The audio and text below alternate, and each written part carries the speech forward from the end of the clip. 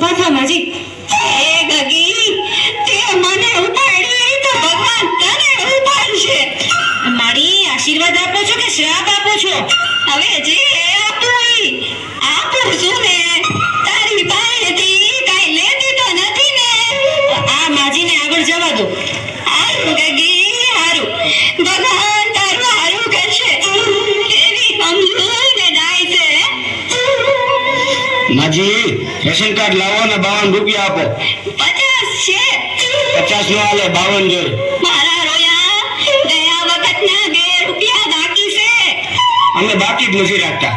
અહીં તારો ગગો બેઠો તો દુકાને, તું નહોતો બેઠો. એ માજી, મારા લગ્ન જ નથી થયા. એ 2 રૂપિયા હારું આ ગઈડા માણાને હેરાન કરે તો લગન ક્યાંથી થાય હે? માજી 2 રૂપિયા આપો. આ શું છે? છૂટા નથી એટલે 8 આનાની ચોકલેટ, 8 આનાની જગત ઉપર દાણાદાર, 2 રૂપિયાની બાકસ. થઈ ગયા ને 2 રૂપિયા. આનો હાલે. કેમ? તમે છૂટા પૈસા નથી એમ કહીને આ બધું દીધું છે, તો હવે ન હાલે. આ બાકસમાં દિવાળી ઓછી લાગે. ગણી લે, ઘટે એટલી આવતી વખતે મોકલાવી દઈશ.